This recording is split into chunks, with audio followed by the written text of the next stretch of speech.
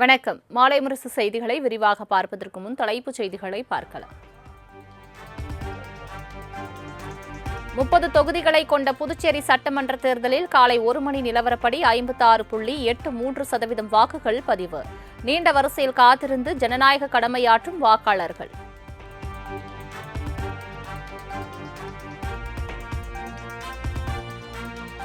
புதுச்சேரி சட்டமன்ற தேர்தலையொட்டி வாக்குச்சாவடி மையத்திற்கு தனது ராசியான RX 100 பைக்கில் வந்து வாக்களித்த முதலமைச்சர் ரங்கசாமி தட்டாஞ்சாவடியில் உள்ள வாக்குச்சாவடியில் தமது ஜனநாயக கடமையை ஆற்றினார்.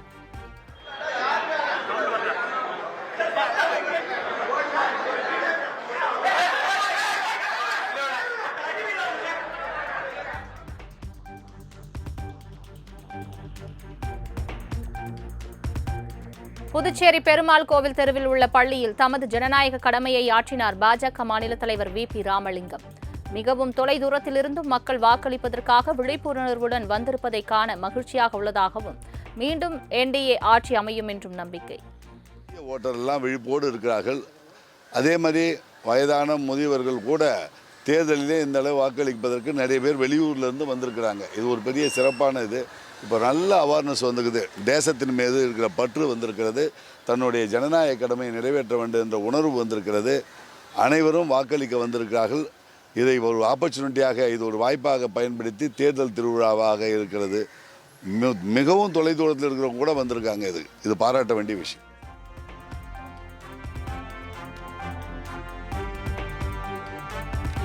புதுச்சேரி ஆளுநர் கைலாசநாதர் தனது மனைவியுடன் சென்று வாக்களித்தார். வாக்குச்சாவடியின் வெளியே வாக்காளர்களை சந்தித்து தவறாமல் ஜனநாயக கடமையை நிறைவேற்றுமாறு அறிவுறுத்தல்.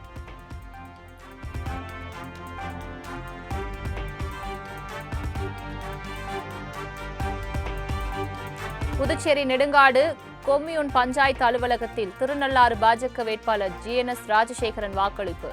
குடும்பத்தினருடன் வந்து தமது வாக்கினை பதிவு செய்தார்.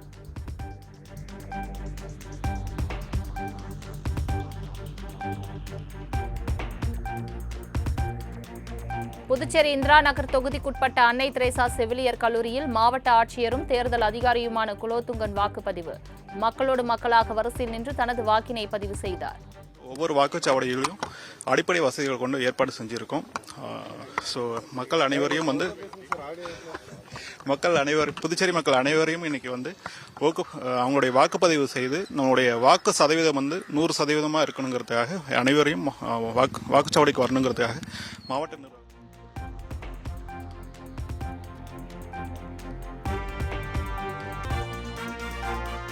காரைக்கால் மாவட்டத்தில் உள்ள வாக்குச்சாவடி மையம் ஒன்றில் வாக்களிக்கும் VVPAT எந்திரத்திலிருந்து புகை கிளம்பியதால் பரபரப்பு.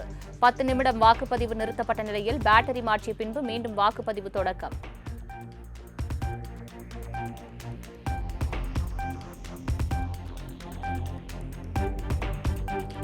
புதுச்சேரி மாநில சட்டமன்ற தேர்தல் நடந்து வரும் நிலையில் வாக்காளர்களை வரவேற்கும் வகையில் ரோபோ அமைப்பு. 100% வாக்குப்பதிவை வலியுறுத்தும் வகையில் வாக்குச்சாவடிக்கு வரும் வாக்காளர்களுக்கு பூ கொடுத்து வரவேற்பு.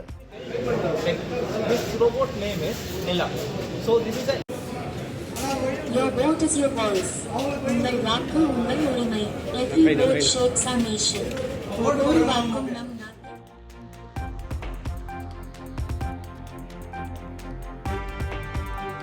புதுச்சேரியின் எதிர்காலத்தை வடிவமைக்க ஒவ்வொரு வாக்கும் முக்கியத்துவம் வாய்ந்தது. புதுச்சேரியில் சட்டமன்ற தேர்தலுக்கான வாக்குப்பதிவு நடந்து வரும் நிலையில் பிரதமர் நரேந்திர மோடி X தளத்தில் பதிவு.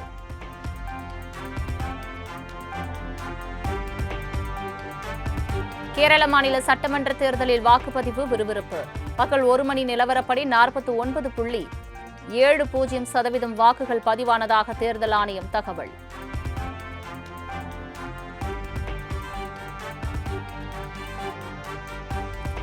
கேரள மாநிலம் கண்ணூர் தொகுதியில் உள்ள வாக்குச்சாவடியில் தமது ஜனநாயக கடமையை ஆற்றினார் முதலமைச்சர் பினராயி விஜயன். அம்பலப்புழா தொகுதியில் அகில இந்திய காங்கிரஸ் கட்சி பொதுச் செயலாளர் KC வேணுகோபால் தமது வாக்கினை பதிவு செய்தார். திருவனந்தபுரத்தில் தமது வாக்கினை பதிவு செய்தார் கேரள மாநில பாஜக தலைவர் ராஜு சந்திரசேகர்.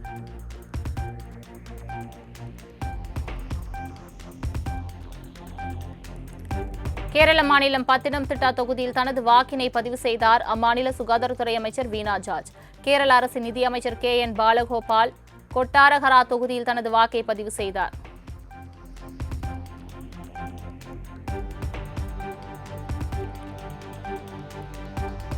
கேரள மாநில சட்டமன்ற தேர்தல் விறுவிறுப்பாக நடந்து வரும் நிலையில் ஆர்வமுடன் தங்கள் கடமையை நிறைவேற்றும் வாக்காளர்கள். நடிகர்கள் மோகன்லால், பிருத்திவிராஜ், சுகுமாரன், நடிகரும் மத்திய அமைச்சருமான சுரேஷ் கோபி, மம்முட்டி ஆகியோர் வாக்குப்பதிவு.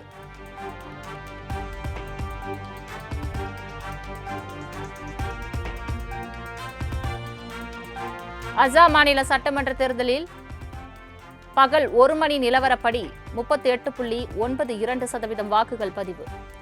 பாஜக, காங்கிரஸ் இடையே தீவிர போட்டி நிலவி வரும் நிலையில் பொதுமக்கள் ஆர்வமுடன் வாக்குகளை பதிவு செய்து வருகின்றனர்.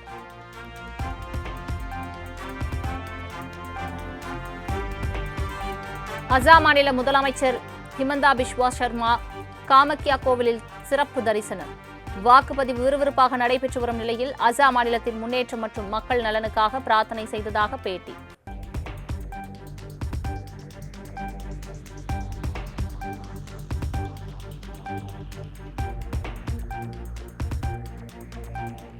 அசாம் மாநிலம் கவுஹாத்தியில் மழையையும் பொருட்படுத்தாமல் வாக்களித்த மக்கள். காலை முதலே லேசான சாரல் மழை பெய்து வரும் நிலையில் வரிசையில் நின்று தங்களது ஜனநாயக கடமையை ஆற்றினார்.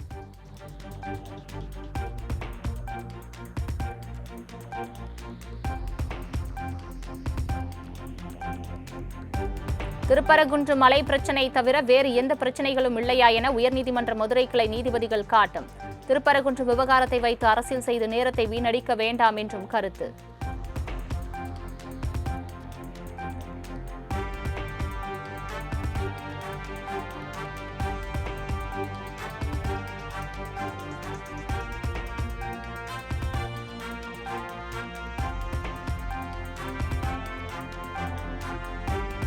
திருப்பரங்குன்றம் விவகாரம் குறித்து வழக்கு தொடுத்த சமூக ஆர்வலருக்கு 50,000 ரூபாய் அபராதம் விதித்து நீதிபதிகள் உத்தரவு.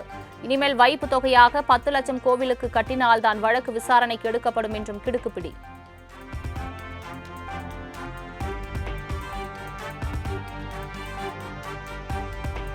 தொகுதி மறுவரையறை என்பது சீர்திருத்தம் அல்ல, அதிகார மறுசீரமைத்தல் என முதலமைச்சர் மு க ஸ்டாலின் கடும் சாடல். நாடாளுமன்றத்தின் அடிப்படையையே அமைப்பு ரீதியாக சிதைத்து வருகிறது மோடி தலைமையிலான என்டிஏ அரசு எனவும் எக்ஸ் தள பக்கத்தில் பதிவு.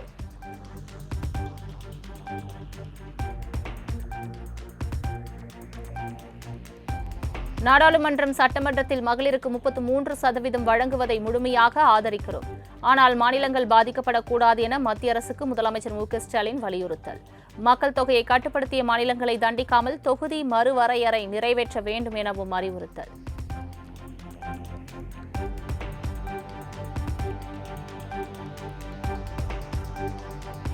ராணிப்பேட்டை மாவட்டம் ஆற்காடு அருகே பிரபல நகைக்கடை மற்றும் அதன் உரிமையாளர் வீட்டில் வருமான வரித்துறை அதிகாரிகள் திடீர் சோதனை. அரசியல் கட்சிகளுக்கு பணம் வழங்கியதாக குற்றச்சாட்டு எழுந்த நிலையில் அதிகாரிகள் நடவடிக்கை.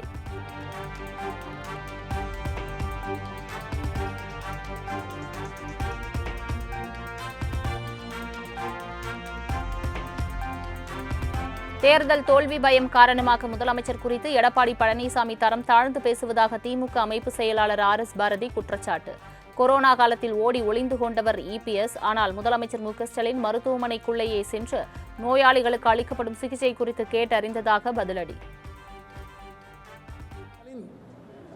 தன் உயிரை துச்சமென மதித்து தண்டவாளத்திலே தலை வைத்து படுத்த ஓடும் ரயில் முன் தண்டவாளத்தில் தலை வைத்து படுத்த கலைஞருடைய மகன்தான் எங்கள் தலைவர் தளபதி அவர்கள். அவர் உயிருக்கு பயந்தவர் அல்ல.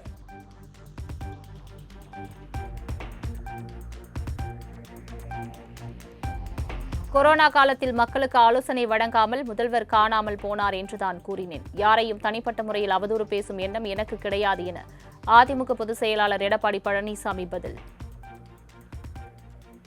அப்போ கொரோனா காலத்தில் மக்கள் கடுமையாக பாதிக்கப்பட்டாங்க. அந்த காலகட்டத்தில் ஸ்டாலின் மக்களுக்கு சரியான ஆலோசனை கொடுக்கல. மக்களுக்கு ஓடோடி இப்படி போட்டோ ஷூட் எடுக்கிறாரு. அப்ப எங்க காணாம போனன்னு சொன்னேன். உடனே புலம்புறார், என்னை பற்றி தவறா பேசுறாரு. காணாமல் போனான்னு தான் சொன்னே ஒழிய உங்களை பற்றி தவறா எப்பொழுது பேசுறது கிடையாது. பேச வேண்டிய அவசியம் எங்களுக்கு கிடையாது.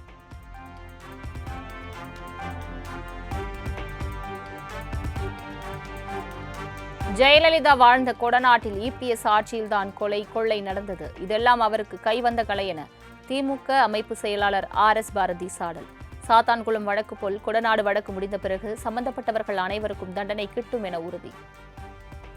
அந்த கொலை வெறி, அந்த உயிரை போக்குகிற அந்த மனப்பான்மை இன்னும் போகவில்லை என்பதை நேற்றைய தினம் அவருடைய பேச்சின் மூலமாக வெளிப்படுத்தியிருக்கிறார். எடப்பாடி அவர்களே, நீங்கள் தெரிந்து கொள்ள வேண்டும், எப்படி சாத்தான்குளம் வழக்கிலே குற்றம் சாட்டப்பட்ட அத்தனை பேருக்கும் தூக்குண்டு தண்டனை கிடைத்ததோ அதேபோல் கொடைநாடு வழக்கு முடிந்ததுடன் சம்மதப்பட்டவர்கள் அத்தனை பேருக்கும் இதேபோல தீர்ப்பு வரும், தண்டனை கிட்டும் என்பதை தெரிவித்து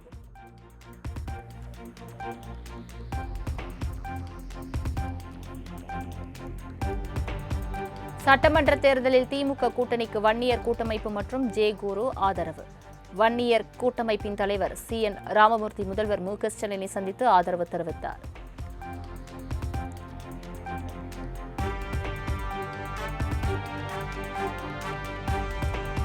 திமுக கூட்டணிக்கு குரு பாட்டாளி மக்கள் கட்சி ஆதரவு. வரும் தேர்தலில் அன்புமணியை தோற்கடிப்பதே நோக்கம் என குருவின் மகள் விருதாம்பிகை செய்தியாளர்களுக்கு பேட்டி.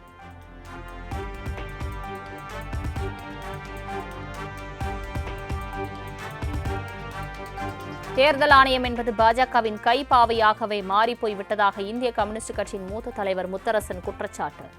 மோடி, அமித்ஷா என்ன உத்தரவிடுகிறார்களோ அதற்கு அடிபணிந்து நிறைவேற்றுகிற அடிமை அமைப்பாக மாறிப்போனதாகவும் விமர்சனம். கேள்விக்குறியாக்கிவிட்டது.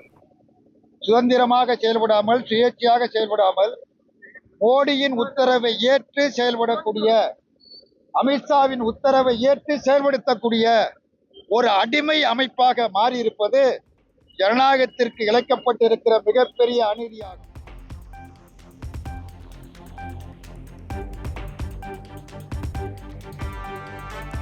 தமிழகத்தில் சட்டமன்ற தேர்தலுக்கு இன்னும் 2 வாரங்களே உள்ள நிலையில் களை கட்டியது பிரச்சாரம். அதிமுக பொதுச் செயலாளர் எடப்பாடி பழனிசாமி, துணை முதலமைச்சர் உதயநிதி, நாதக ஒருங்கிணைப்பாளர் சீமான், திமுக துணை பொதுச் செயலாளர் கனிமொழி உள்ளிட்டோர் தங்கள் கட்சியின் வேட்பாளர்களை ஆதரித்து பரப்புரை.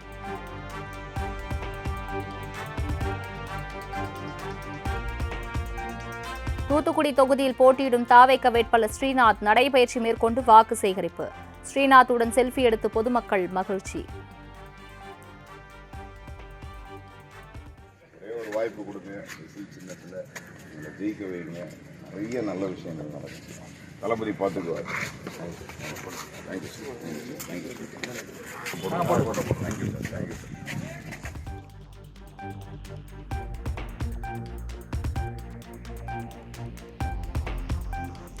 கிருஷ்ணகிரி மாவட்டம் பர்கூர் தொகுதியில் பொதுமக்களிடம் தெலுங்கு மொழியில் பேசி வாக்கு சேகரித்த திமுக வேட்பாளர் மதியழகன். பட்டாசுகள் வெடித்து மேளதாளங்கள் ముழంగ వేட்பாளருக்கு ఉత్సాహ వరవేర్పు. వాళ్ళకి తిరిగి వస్తారు, రట్టలకి అడిగింది మనవాళ్ళు వస్తారు. మీరు ఏం చేయబోతారు? వేసేయలేదు. వేరే చేయవల్ల నా మీ ఊరు పక్కకు ఉడతారా ముగ్గుల్లో వస్తే నాను అందరూ మీ చేయవాలి.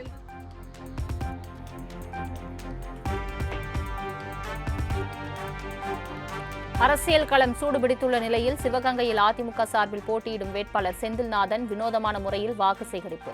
விவசாய வேலையில் ஈடுபட்ட பெண்களிடம் வாக்கு சேகரிக்கும் வகையில் வேட்டியை மடித்து கட்டி வயலில் இறங்கி நாற்று நட்டு வாக்கு சேகரித்தார்.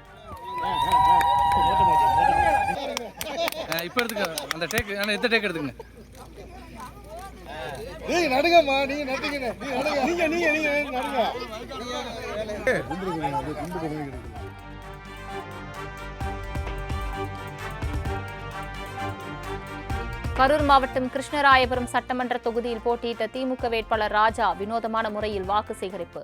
கடலை தோட்டத்தில் அறுவடை செய்து விவசாயிகளிடம் ஓட்டு கேட்டார்.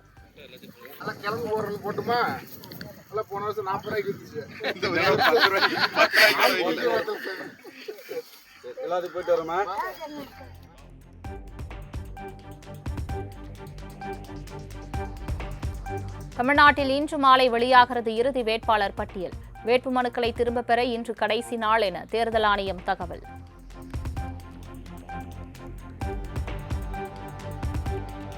மூன்று ஆண்டுகள் ஒரே இடத்தில் பணியாற்றும் அரசு ஊழியர்களை இடமாற்றம் செய்ய கோரிய வழக்கு. தேர்தல் ஆணையம் நடவடிக்கை எடுத்து வருவதால் வேறு எந்த உத்தரவும் பிறப்பிக்க முடியாது என சென்னை உயர்நீதிமன்றம் உத்தரவு.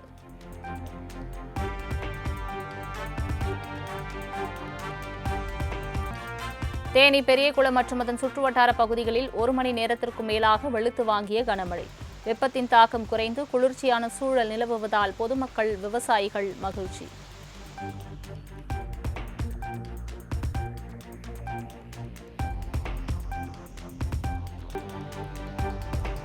ஆந்திர மாநிலம் அனந்தபூர் அருகே இரவு நேரத்தில் சிங்க முகமுடியின் மளிகை கடைக்குள் புகுந்த கொள்ளையன் திடீரென உரிமையாளர் கடைக்குள் சென்றதால் திருடிய காசுகளை கீழே சிதறவிட்டு தப்பியோட்டம். சென்னையில் ஆபரண தங்கத்தின் விலை சவரனுக்கு 1600 ரூபாய் குறைந்து 1 சவரன் 1,12,000 ரூபாய்க்கு விற்பனை. கிராமுக்கு 200 ரூபாய் குறைந்து 1 கிராம் 14,000 ரூபாய்க்கு விற்பனை.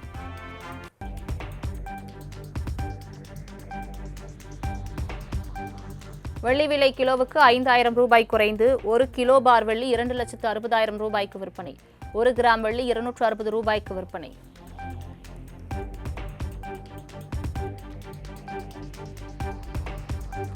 திருப்பதி ஏழுமலையான் கோவிலில் நடிகை நயன்தாரா தனது கணவர் விக்னேஷ் சிவனுடன் சாமி தரிசனம். கோவிலில் நயன்தாராவை சூழ்ந்து கொண்டு ரசிகர்கள் செல்ஃபி எடுத்து மகிழ்ச்சி.